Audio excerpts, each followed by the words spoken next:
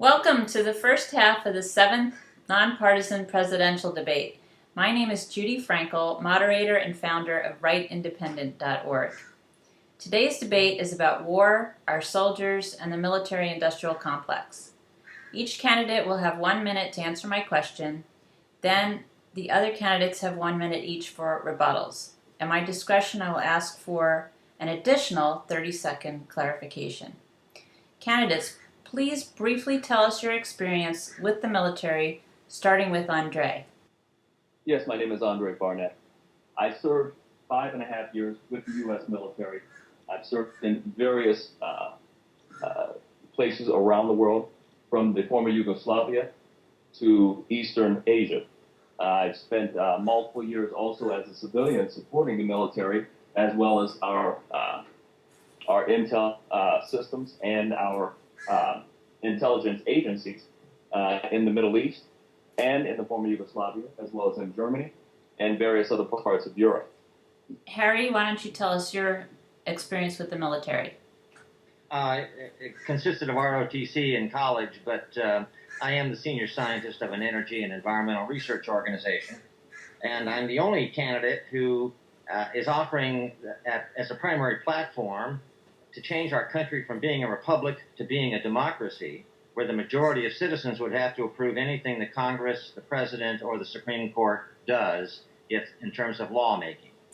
That's a 26-word amendment that I've written. It's on our Braun 2012.us website, and people can look at it, see if they agree with it. I'm of the view that it's the only way we're going to get past the lobbyists and all the money and bribery that goes on in our government that's made legal by the lobbyists. And this requires a constitutional convention, because the Congress would never pass this, but it could be passed by the majority of citizens in constitutional conventions in each state and a national one, and we could make that happen in a matter of months online. So once we get the people in charge, everything else will change, including the Defense Department. Okay. James, why don't you tell us your military background? Okay, my military experience was with the 11th Armored Cavalry Regiment. I was in headquarters and the Air Cav Troop. And what that means is I started out in a safe headquarters, and I was in S2 planning B-52 missions, hard fights. And I started questioning the intelligence of where it's all coming from, and I ended up being in a Black Beret unit, a team leader, special ops, and finding out on the ground, rescuing down pilots, going and seeing what's going on, prisoner of war camps, different kinds of things, terminating people. So I got to see the entire extreme from one side, from a nice, safe place, administrative, to what really happens with our berets or Navy SEALs, and how does all this stuff get accomplished? What is our intelligence units? What are our combat units? I didn't like any other person. I did it because this was my karma, but it was a very great education. Okay, thank you. First question, Andre. Ever since Reagan, our presidents have taken it upon themselves to make the decision of whether or not to go to war. This is a violation of the law.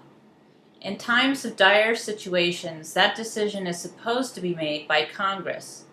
Reagan and every president since Reagan has exercised undue executive privilege in engaging our military, most times in secrecy, illegally, and without congressional approval. Once in office, would you stop this practice, which Obama continues to perpetuate? I would not go to war without congressional approval. Now, that is notwithstanding an attack on the U.S. At that time, you actually have you're in a state of emergency, and you do have executive privileges that allow you to go into war at the time you're already in war. An act of war against the United States is basically a declaration of war.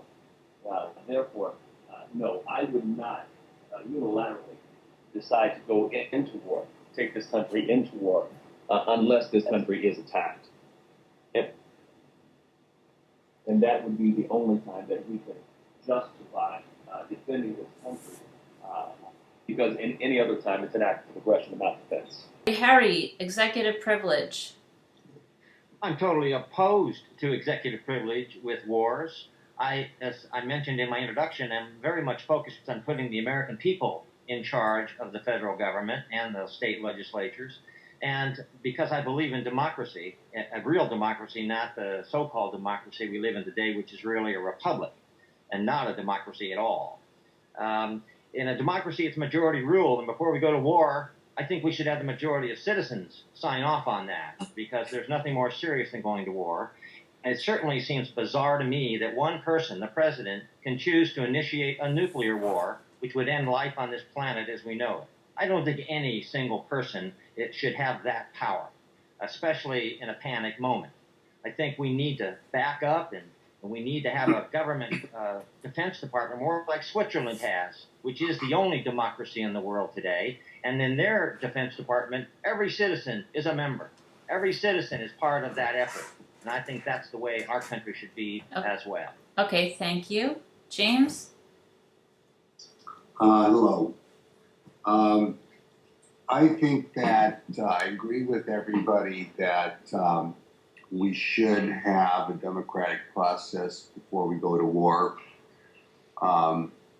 I've always felt that way, especially after my experience with the Vietnam War and what's going on in the Middle East and all our wars, because actually they're done behind secret doors. The president really doesn't have as much power as everybody thinks, or the senators. It's really a conglomeration of international people and countries. Ideally, it'd be nice to think that our population, our citizenship, was intelligent to the point that people could intelligently discuss the situation, but I doubt that.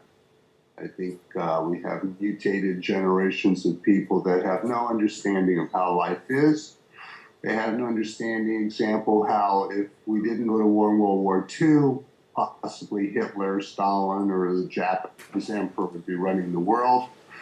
And I think ideally it's nice to think that there's a group of citizenship that knows what the hell's going on, but they really don't. And it may even end up that one person could save the world.